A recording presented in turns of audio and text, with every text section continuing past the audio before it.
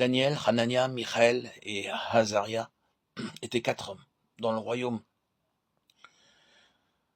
à l'époque de Nebuchadnezzar, qui n'étaient pas sous l'empire de la peur.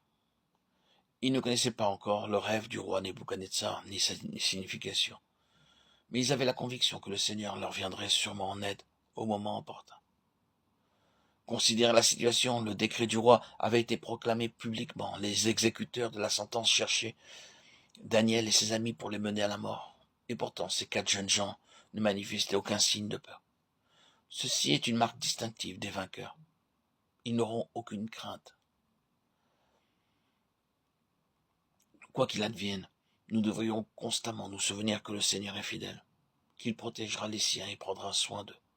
Il sait comment délivrer les hommes pieux de Pierre de Neuf. Humainement parlant, nos héros auraient pu avoir des doutes à propos de la manière dont Dieu pourrait leur révéler le rêve oublié et sa signification. Mais ils ne doutèrent pas, ils n'eurent aucune crainte. Le cœur rempli de foi, ils commencèrent à prier. Et Daniel se rendit vers le roi et le pria de lui accorder du temps pour donner au roi l'explication. Ensuite Daniel alla dans sa maison et il instruisit de cette affaire Hanania, Michaël et Azaria, ses compagnons, les engageant à implorer la miséricorde du Dieu des cieux, afin qu'on ne fît pas périr Daniel et ses compagnons avec le reste des sages de Babylone. Daniel 2, 16, 18. Daniel avait reçu le discernement des songes et des visions. Daniel 1, 17.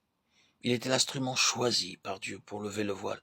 Mais il fallut que les 4 jeunes, gens unis en esprit, prissent part à la prière, pour que Dieu accorde la révélation. Ce fait mérite d'être souligné.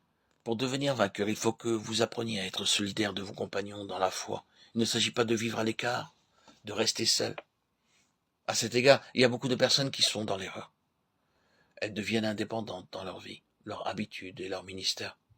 Elles s'imaginent être plus spirituelles que d'autres, parce qu'elles vivent et travaillent seules. Or, le plan de Dieu est que nous vivions ensemble et que nous portions les fardeaux les uns des autres, accomplissant ainsi la loi de Christ. Portez les fardeaux les uns des autres, et vous accomplirez ainsi la loi de Christ. Galates 6, 2. Si Dieu vous a donné une femme et des enfants, c'est votre responsabilité de vous en occuper, même si vous êtes pauvre et avez beaucoup d'enfants. Il faut que vous portiez ce fardeau. De la même manière, au bureau, vous devez vous acquitter fidèlement de votre propre travail. Les fardeaux terrestres et les fardeaux familiaux, c'est vous qui devez les porter. Il est possible que des amis vous aident, mais vous ne pouvez pas l'exiger. Dans les affaires spirituelles, il faut que nous portions nos fardeaux ensemble. Nous devrions partager nos charges et nous emparer du Seigneur ensemble. Beaucoup d'ouvriers du royaume ont perdu leur ministère et leur bénédiction parce qu'ils sont devenus indépendants d'esprit. Daniel savait que Dieu lui avait accordé le don de comprendre les visions et les rêves. Daniel 1, 17. Il y a tout lieu de croire que beaucoup avaient fait appel à lui pour qu'il interprète leurs songes. Pourtant Daniel ressentit en cette circonstance le besoin de chercher la compagnie de ses 3 amis. C'est tous ensemble qu'ils prièrent. Ils partagèrent ce ministère. Leurs dons étaient différents, mais ils demeuraient des partenaires égaux dans l'œuvre de Dieu. Si vous désirez devenir vainqueur, n'hésitez pas à rechercher la compagnie de frères dans la foi pour prier. Faites-leur part de vos difficultés, demandez-leur de prier pour vous et avec vous. Vous découvrirez alors combien ceci est salutaire. Pour cette raison, il faut que nous nous réunissions fréquemment pour prier en tant qu'Église.